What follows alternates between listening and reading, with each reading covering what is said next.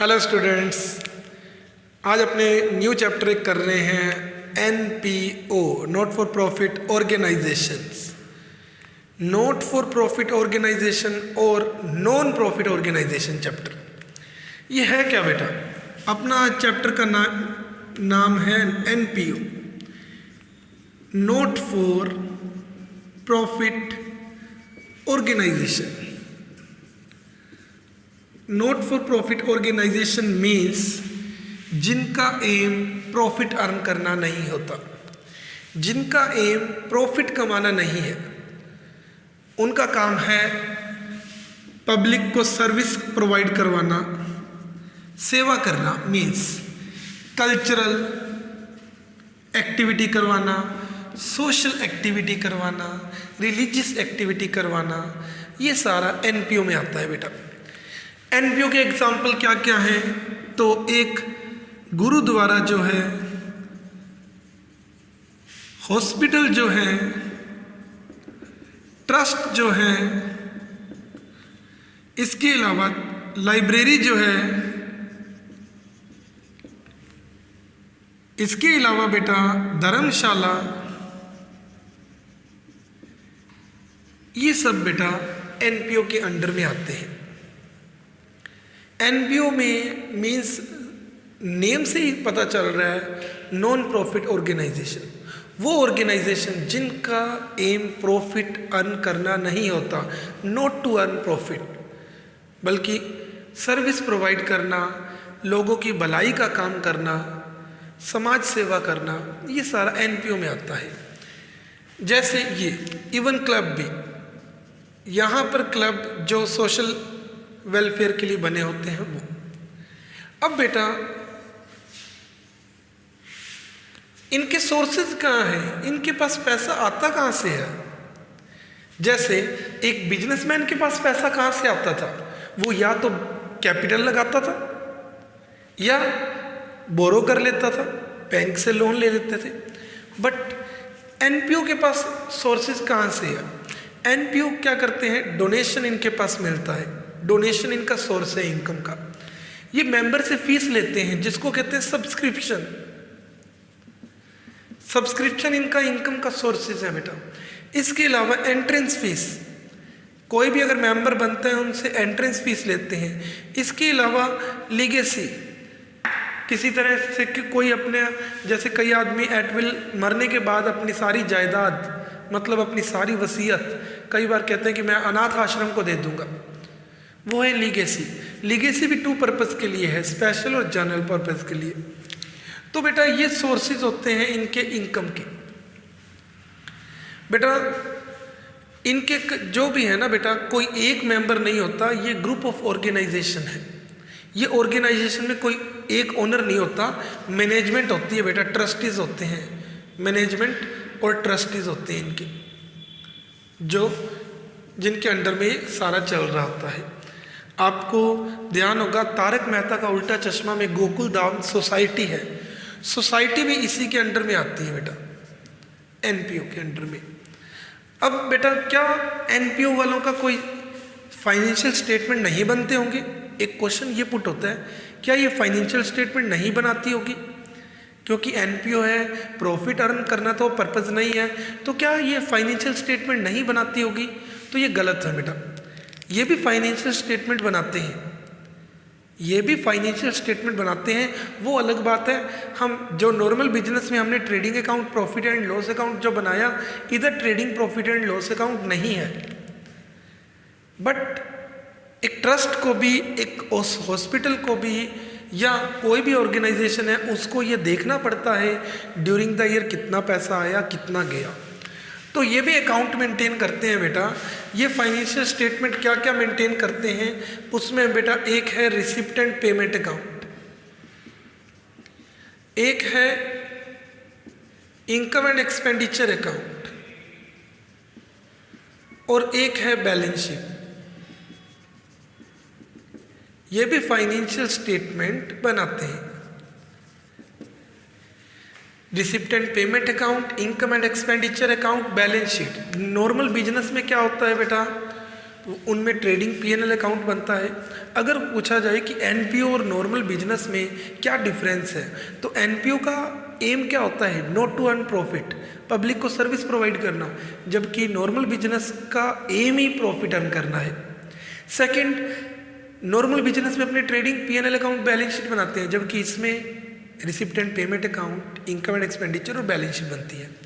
Normal business में बेटा PNL account बनाकर हम नेट प्रॉफिट निकालते हैं, जबकि इसमें नेट प्रॉफिट तो है ही नहीं, बट ये इनकम एंड एक्सपेंडिचर अकाउंट बनाकर ये चेक करते हैं कि ड्यूरिंग द ईयर इस साल हमें कितना सरप्लस हुआ या डेफिसिट हुआ, कितना बचत हुआ, पैसा कितना बचा है या नुकसान हुआ है, ये भी चेक करते हैं। इसके अलावा कुछ और पॉइंट्स भी हैं, वो अपने बाद में रीड करेंगे। अब बेटा ये receipt and payment, income and expenditure और बैलेंस शीट है जो इसमें बनते हैं। अपने डिस्कस कर रहे हैं first receipt and payment account के बारे में। फर्स्ट मैं आपको बता रहा हूँ बेटा रिसिप्ट एंड पेमेंट अकाउंट किस तरह से बनाते हैं ये, तो वो चेक करो बेटा। सबसे पहले बेटा अकाउंट है रिसिप्ट एंड पेमेंट अकाउंट। आपको मैं बता दूं रिसिप्ट एंड पेमेंट अकाउंट जो है ना, वो एक तरह का कैश अकाउंट होता है। इट मीन्स ये रियल नेचर का अकाउंट है। Receipt and payment account for the year ending, साल के एंड में बनता है बेटा। ये एक तरह का कैश बुक की तरह होता है। कैश अकाउंट जैसे बनाते थे ना, उसकी तरह होता है। कैश बुक नहीं होती बट उसकी तरह होता है, क्योंकि कैश बुक में तो अपने क्रोनोलॉजिकल ऑर्डर में अपने लिखते हैं, वीकली बनाते हैं, मंथली बनाते हैं। ये साल के एंड में बनता है रिसिप्ट एंड पेमेंट अकाउंट। अब बेटा रिसिप्ट एंड पेमेंट अकाउंट में डेबिट साइड जितना भी पैसा आया उसकी रिसिप्ट्स की, और क्रेडिट साइड जितना भी पैसा आपने पे किया ड्यूरिंग द ईयर वो। सबसे पहले हमारे पास जितना ओपनिंग कैश बैलेंस पड़ा था उसे लिखा जाता है to balance brought down. Opening cash balance, opening cash balance. Opening bank balance है तो टू बैलेंस बेटी बैंक बैलेंस लिख देना, वो क्वेश्चन बोलेगा।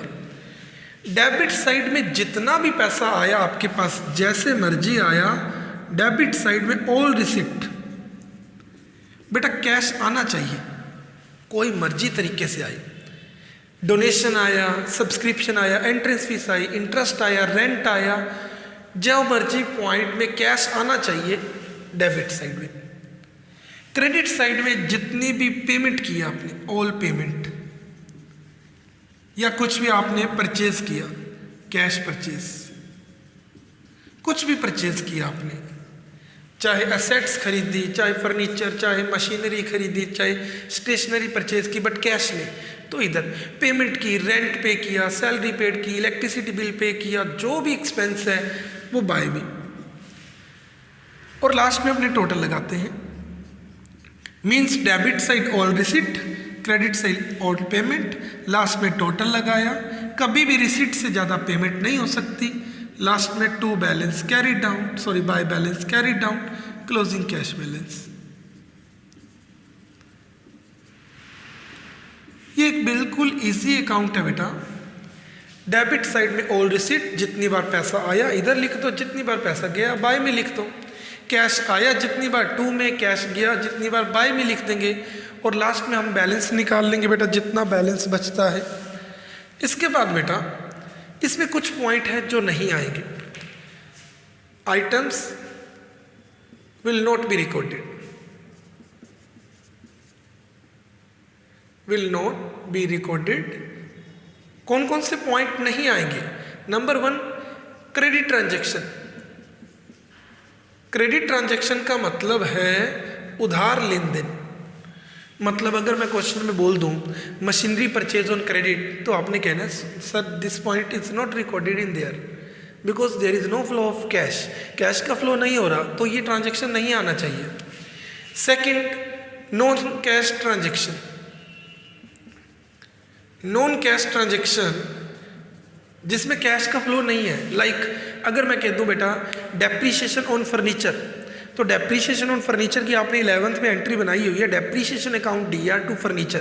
क्या इसमें कैश का नाम आया? Depreciation is a non cash expenses, so it will not be recorded in this account. Depreciation में कैश का फ्लो नहीं हुआ, इसमें नहीं आएगा। Third, outstanding expenses. Fourth accrued income, ये पॉइंट बेटा इसमें नहीं आएंगे बिकॉज इसमें कैश का ट्रांजैक्शन, कैश का फ्लो नहीं हुआ। हाँ, जितने कैश के फ्लो वाले ट्रांजैक्शन है वो इसमें आ गए। जिसमें कैश का फ्लो नहीं हुआ like credit transaction, non cash transaction, outstanding expense, accrued income या ड्यू, कुछ भी वो नहीं आएगा इसमें बेटा। तो ये हो गया आपका रिसिप्ट एंड पेमेंट अकाउंट। बनाते टाइम ध्यान रखना, जितने भी रिसिप्ट हैं इधर, पेमेंट है इधर, कुछ बेचा हो तो इधर लिख देना, परचेज किया तो इधर लिख देना, कैश में होने चाहिए बट सारे पॉइंट। लास्ट में अपने बैलेंस निकाल लेंगे। क्लियर बेटा, एक सिंपल सा अकाउंट है बेटा, ये कोई ज़्यादा नहीं। और हाँ, ऑर्गेनाइजेशन को रिसिप्ट में क्या क्या आ सकता है, डोनेशन मिला, सब्सक्रिप्शन मिला, इंटरेस्ट मिला, रेंट मिला, इस तरीके से ये पॉइंट है बेटा। अब इसके बाद मैं सेकंड पॉइंट कर रहा हूँ। सेकंड पॉइंट में बात कर रहा हूँ आपसे इनकम एंड एक्सपेंडिचर के बारे में। सेकंड पॉइंट, दूसरा बेटा पॉइंट है income and expenditure account. Income and expenditure account में क्या है वो देखिए बेटा। दूसरा अकाउंट है income and expenditure account. Income and expenditure account में क्या क्या आएगा बेटा, ये बेटा एक तरह का प्रॉफिट एंड लॉस नेचर का अकाउंट होता है, प्रॉफिट एंड लॉस अकाउंट की तरह होता है, इसलिए इसको नॉमिनल नेचर का अकाउंट भी कहते हैं। अब बेटा जैसे 11th में आपने प्रॉफिट एंड लॉस अकाउंट बनाया था वैसे इनकम एंड एक्सपेंडिचर अकाउंट है।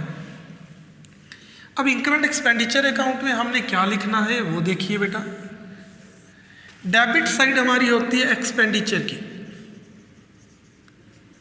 क्रेडिट साइड होती है हमारी इनकम की। अब बेटा ध्यान रखना बेटा, ये एक तरह का प्रॉफिट एंड लॉस नेचर का अकाउंट है। डेबिट साइड में 2 में एक्सपेंसेस आते हैं रेवेन्यू नेचर के। अब बच्चा कहता है सर रेवेन्यू नेचर के एक्सपेंसेस कौन से होते हैं?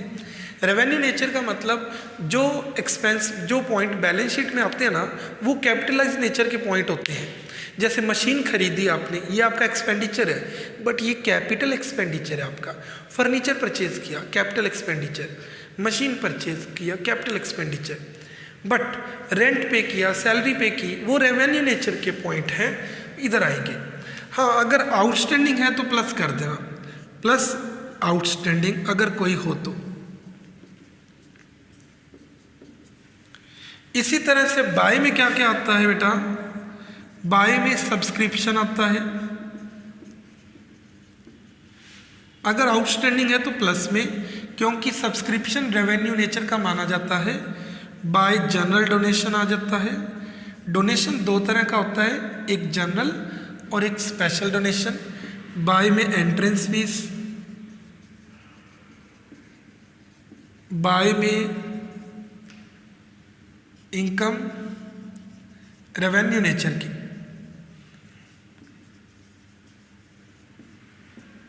अब बेटा रेवेन्यू नेचर के पॉइंट कौन से होंगे? अगर जो बैलेंस शीट में आते हैं वो कैपिटलाइज नेचर के पॉइंट होते हैं। अगर मैं कह दूँ लोन लिया तो वो बैलेंस शीट में आएगा। Subscription, general donation, entrance fees, कई बार हमें कुछ लीगेसी भी रिसीव होती है, बट अगर वो रेवेन्यू नेचर की तो इधर, कैपिटलाइज नेचर की है तो बैलेंस शीट में आएगी। अगर इनकी कोई एडजस्टमेंट तो वो और एडजस्ट हो जाएंगे। इसके अलावा बेटा बाय में profit on sale of fixed assets, अगर कोई भी आपने एसेट बेची है उसको सेल करने से प्रॉफिट हुआ। 2 में loss on sale of fixed assets, अगर लॉस हुआ कोई भी। 2 में डेप्रिसिएशन, किसी भी तरह का डेप्रिसिएशन है, कोई मटेरियल आपने यूज़ किया लाइक स्टेशनरी, स्पोर्ट्स मटेरियल, 2 में मटेरियल यूज्ड। इसके बाद लास्ट में टोटल होता है बेटा। अगर आपकी इनकम ज़्यादा है, एक्सपेंसेस कम है तो डिफरेंस आ जाता है सरप्लस। अगर आपकी इनकम ज़्यादा है, एक्सपेंस कम है तो डिफरेंस, नेट प्रॉफिट नहीं लिखते, सरप्लस। और अगर आपके एक्सपेंडिचर ज़्यादा हो गए, इनकम कम हो गई तो डिफरेंस आता है deficit. Excess of income over expenditure या excess of expenditure over income, वो क्वेश्चन बोलेगा। बस आपने बेटा इनकम एंड एक्सपेंडिचर अकाउंट बनाते टाइम ये याद रखना है कि कोई भी पॉइंट अगर बैलेंस शीट से रिलेटेड है वो नहीं आएगा।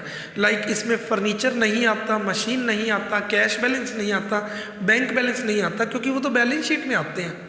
इन्वेस्टमेंट नहीं आएगा, हाँ इन्वेस्टमेंट का इंटरेस्ट इसमें आएगा, फर्नीचर पर डेप्रिसिएशन इसमें आएगा, उनको बेचने से प्रॉफिट्स लॉस हुआ वो आएगा। ये इनकम के सोर्स हैं। डोनेशन दो तरह का है बेटा, डोनेशन में से जनरल डोनेशन आएगा, स्पेशल डोनेशन बैलेंस शीट में आएगा। इनके बारे में आगे अभी डिटेल करते हैं बेटा। सबसे पहले बेटा मैं आपको बता रहा हूँ मटेरियल यूज्ड के बारे में। मटेरियल यूज्ड क्या है? Let discuss about material used. Income and expenditure में सबसे बड़ी बात बेटा यही होती है कि मटेरियल कितना यूज़ हुआ। जैसे एक हॉस्पिटल वाले मेडिसिन देखते हैं कि इस साल हमारी कितनी मेडिसिन यूज्ड हुई। एक बेटा गंगानगर क्लब या कई क्लब बने हुए हैं जो स्पोर्ट्स एक्टिविटी करवाते हैं, वो ये देखते हैं कि स्पोर्ट्स मटेरियल कितना यूज्ड हुआ। एक स्कूल जो है वो ये देखता है कि ड्यूरिंग द ईयर कितनी स्टेशनरी यूज्ड हुई। इस तरह से बेटा आपको ये चेक करना पड़ता है कि ड्यूरिंग द ईयर मटेरियल कितना यूज्ड हुआ। बट मटेरियल यूज्ड निकालने के लिए हमें एक फॉर्मूला याद रखना है। क्या? यूज्ड निकालने का फॉर्मूला होता है ओपनिंग स्टॉक प्लस परचेजेस, जितना भी टोटल परचेज किया, माइनस क्लोजिंग स्टॉक। तो ये तो बहुत इजी फॉर्मूला बन गया बेटा। बच्चे कहते हैं सर ये तो याद हो जाएगा, opening stock plus purchase minus closing stock. अगर कभी कभार सेल हो तो भी माइनस करना। फिलहाल बेटा यहाँ पर क्वेश्चन उठता है कि क्या क्वेश्चन में परचेज दिया होगा, क्या ये तीनों चीज़ें दी होंगी? ज़्यादातर बेटा ये दोनों पॉइंट तो दिए होंगे, परचेज को लेकर क्वेश्चन मार्क है। परचेज दिया भी हो सकता है या आपको कैलकुलेट करना पड़ेगा। अगर बेटा परचेज आपको कैलकुलेट करना पड़ेगा तो हम कैसे कैलकुलेट करना है वो बता रहा हूँ। कई बार हमें क्वेश्चन में क्रेडिटर अकाउंट के बारे में इंफॉर्मेशन दी होगी। क्रेडिटर तभी होते हैं जब आपने गुड्स खरीदा हो, ऑन क्रेडिट, उधार खरीदा हो। इसी तरह से इस चैप्टर में क्रेडिटर तभी होंगे जब आपने मटेरियल उधार खरीदा है। तो मटेरियल आपने उधार खरीदा हो उसको कैसे कैलकुलेट करें? Calculation of material purchased on credit, इसके लिए हमें क्या करना पड़ेगा कि हमने इस साल कितने का गुड्स उधार खरीदा। हमें कैसे कैलकुलेशन करनी है? तो इसके लिए हमें क्रेडिटर्स अकाउंट बनाना सीखना पड़ेगा। क्रेडिटर अकाउंट किस तरह से बनेगा बेटा वो आपको मैं बता रहा हूँ। क्रेडिटर अकाउंट बनाने के लिए आपने क्या करना है बेटा? सबसे पहले बेटा आप क्या करो, क्रेडिटर अकाउंट का बैलेंस अगर दिया हो क्वेश्चन में, ओपनिंग बैलेंस दिया हो, क्रेडिटर की स्टार्टिंग हमेशा सीआर साइड से होती है। अगर क्वेश्चन में आपको क्रेडिटर का ओपनिंग बैलेंस दिया हुआ है तो वो आपने बाय में लिखना है, by balance brought down opening creditor, जो साल के शुरू में क्रेडिटर का बैलेंस दिया हो, ओपनिंग क्रेडिटर। अगर आपको क्वेश्चन में साल के एंड का बैलेंस भी दिया हुआ है क्रेडिटर का तो उसे आप लिखोगे by balance creditor, closing creditor. वो क्वेश्चन चेक करना बेटा क्वेश्चन में दिया हुआ है या नहीं। ज़्यादातर क्वेश्चन में ओपनिंग बैलेंस और क्लोजिंग बैलेंस दोनों दिए होंगे। कई बार क्वेश्चन में लिखा होता है एडवांस का बैलेंस भी। एडवांस का मतलब क्या है बेटा? हमने क्रेडिटर को एडवांस पेमेंट कर दी। कई बार एडवांस पेमेंट कर देते हैं कि हम आपसे मटेरियल खरीदेंगे और आपने अभी मटेरियल खरीदा नहीं है। एडवांस पेमेंट जरूर गई पड़ी उनके पास बट आपने अभी मटेरियल खरीदा नहीं, तो एक तरह से आपने उनसे रुपए लेने होंगे ना, देने थोड़ी अब आपने, आपका पैसा उनके पास पड़ा है। तो अगर क्वेश्चन में एडवांस का बैलेंस दिया हो तो स्टार्टिंग 2 से होती है। वो क्वेश्चन बोलेगा बेटा एडवांस है या नहीं। फिलहाल अगर एडवांस हो तो डेटर की तरह ट्रीट होता है, opening advance to creditor. Question बोलेगा बेटा एडवांस है या नहीं। इसी तरह क्लोजिंग बैलेंस एडवांस का दिया हुआ है तो by balance carried down, closing advance. ये तो हो गई बेटा बैलेंस को लेकर बातें। ज़्यादातर तो ये दोनों होंगे बेटा, by balance BD opening creditor, to balance CD closing creditor. ये कभी कभार क्वेश्चन में हो सकते हैं, opening advance, closing advance. Creditor को जितनी पेमेंट आपने की ड्यूरिंग द ईयर वो यहाँ लिखना टू कैश, जितनी क्रेडिटर को पेमेंट की, टू बैंक भी लिख सकते हो बेटा। पेमेंट किसको की? क्रेडिटर को। तो टोटल मिलाकर बेटा 5 पॉइंट हैं, 4 बैलेंस और 1 टू कैश। इसके बाद डिफरेंस जो आएगा वो बाय में आएगा, उसे आपने लिखना है by credit purchase of material, balancing figure से। यही क्रेडिट परचेज जैसे ही निकला इसको यहाँ फिट कर देना। तो मटेरियल परचेज आपको पता चलते ही फॉर्मूले में फिट किया, फिर आपने मटेरियल यूज्ड बता दिया टीचर्स को कि sir opening stock plus purchase minus closing stock. For example बेटा अपने मटेरियल यूज्ड का एक क्वेश्चन करके देखें बेटा। फॉर एग्जाम्पल यहाँ पर एक क्वेश्चन है, कैलकुलेट स्टेशनरी यूज्ड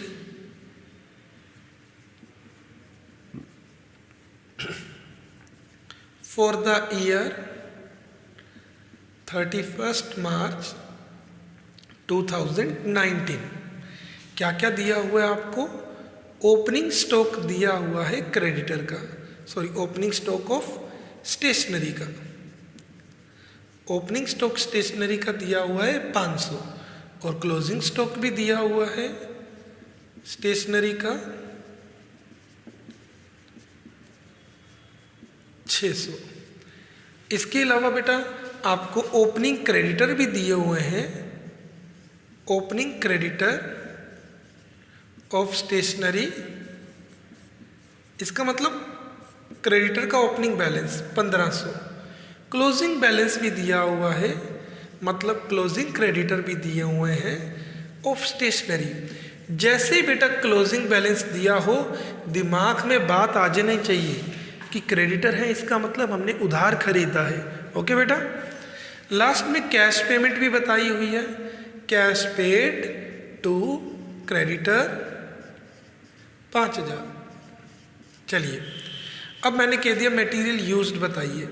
अब बच्चे ने मटेरियल यूज्ड का फॉर्मूला तो लिख दिया, material used is equal opening stock plus purchase minus closing stock. बच्चे ने ये भी बोल दिया कि ओपनिंग स्टॉक 500 है सर, क्लोजिंग स्टॉक 600 है, बट सर परचेज नहीं पता। तो बेटा आप क्या करो, परचेज निकालने के लिए क्रेडिटर अकाउंट बना लो। एक बार यहीं पर फिट करके देखिए अपने बेटा। ओपनिंग क्रेडिटर का बैलेंस है 1500, इधर लिख दिया। क्लोजिंग क्रेडिटर का बैलेंस है 1000, इधर लिख दिया। ये दोनों नहीं है, एडवांस छोड़ो। कैश पेड टू क्रेडिटर इधर लिख दिया, जो नहीं है उसको लिखने की जरूरत नहीं। एडवांस मैंने कहा था कई बार नहीं होता, कई बार होता है बेटा, ये नहीं है, छोड़ो इसे बेटा। अब टोटल किया, इधर का टोटल आया 6000, इधर का टोटल आया 1500, तो मटेरियल परचेज हुआ 4500, टोटल इक्वल। इसको इधर फिट कर दो। तो ये बताइए बेटा कि आपने मटेरियल कितना यूज़ किया, तो आंसर आ जाएगा 4400 का। क्लियर हो गया बेटा। मटेरियल यूज निकालने के लिए ये फॉर्मूला, और परचेज निकालने के लिए आपने क्रेडिटर अकाउंट बनाना है। या सीधा कैलकुलेशन भी हो जाती है कि जितनी आपने पेमेंट की उसमें क्लोजिंग क्रेडिटर प्लस कर दो, ओपनिंग माइनस कर दो। डायरेक्ट ऐसे भी बोल सकते हैं, बट अकाउंट बनाकर करोगे तो इजीली हो जाएगा बेटा आपसे। क्लियर है बेटा। ये हो गया मटेरियल यूज्ड के बारे में। नेक्स्ट क्लास में बेटा आपने करेंगे सब्सक्रिप्शन से रिलेटेड बातें। ओके बेटा, गुड बाय।